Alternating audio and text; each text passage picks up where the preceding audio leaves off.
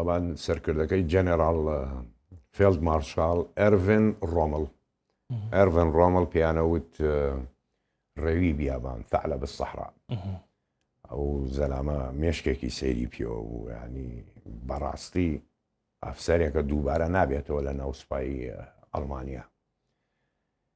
تاکو گەیشتە هەتا ئەمە جەزائیر و تونوسی لیبیا ئەمانەی هەمووی گرت پاڵی بەهێزەکانی بەریتانیا و وڵاتانی تر کردبوو، چونکە تەنیا بەریتانیا لەوێ شەڕی ناکرد، ینی لە شەڕی عالەمێنە یۆنان، نیوزلەندا، جەنوب ئەفریقیا، مەسر، هێزی مەسر ینی کە بەریتانیا کردویانە چەکدار بۆ خۆی، وڵاتانی تریش بەشدار بوو لە ئەفریقیا. بڵین سەرکردەی هێزەکانی بەریتانیا ئەو کاتە لە یۆنانە ئاینی جەنەرال فیلد مارشال بێرنارد مۆنتۆگۆمری بوو. ئەویش ئەفسەرێکی سەیر بوو، ینی منم دوو ئەفسەرم لە ساڵی 1970 بەرامبەر ڕۆمڵ لە یەک ئاستا هاردووکیان لە یەک مستەوایە بوون. پلانی وایان دانا، ینی ئەم پلانی دانا ئەو خۆی لێ پاراست، ئەم دایانە ئەو خۆی لێ پاراست. شێوازێکی سیر بوو. هەتاکۆ بڵێن کۆن کتابێکی هندیم خوێندبووە، نووسەرێکی هندی نووسی بووی، ئەیوت ئەم دوو ئەفسەرە لە ڕۆژی قیامەت ئەمانە بە تەنیا دادگاکرێن، شتێکی سەیری نووسی بوو لە سەریان، لەوێشە بێتە شەڕیان.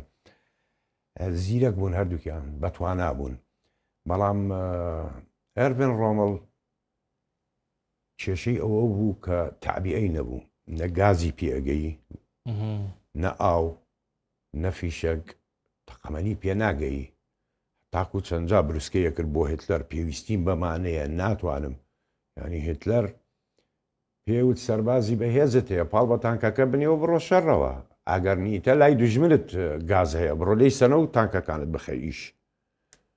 یعنی هەتاکو ئەوەی لێ هاتوو ئەیوت نازانم ئاو بە سیارە بدەم یان بە سەرباز بدەم لەم سەحرایە بیخواتەوە، هەمووی سیارەی کوڵان لەو گەرمایە. ئەو بۆ ئەو کاتە بڵێن سیاری فۆگسواگن بەبێ ئاوی شێ کرد هاتە مەیدانەوە.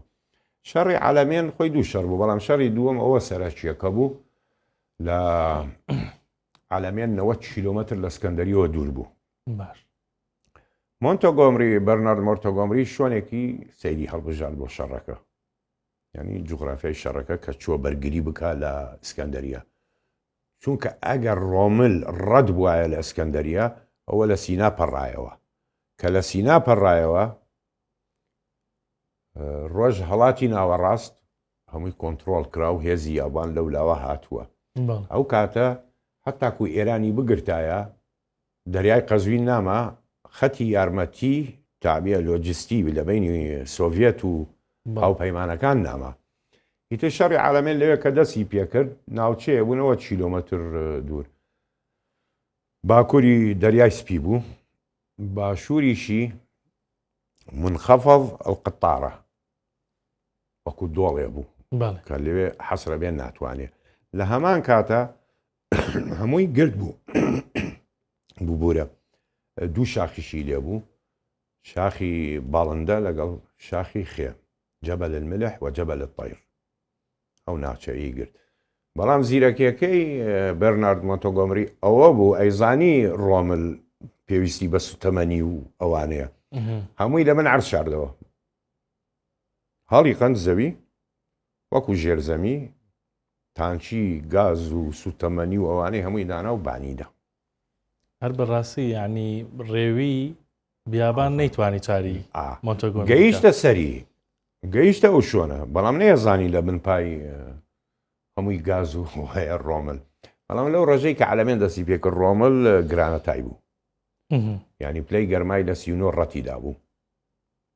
ئیتر لەوێ هێزی ئەڵمان شکایەوە، ڕۆمل لەوێ شکایەوە، کەشکاشەوە ئیتر هتلەر بانگی کردەوە بۆ بەرلین، بەڵام لە لای هتلەر کە دەرچوو بە سیارەکەی ماوەیە ڕۆی فڕۆکەیەک بڵین مەجهول کەس نەیزانی بەریتانی ئەمریکی یا ئەڵمانیا فڕۆکەیە لێیدا و کوشتی. ڕێوی بیابان ڕێوی بیابان لێوێ ئەرزان ڕێوەند بەڵێ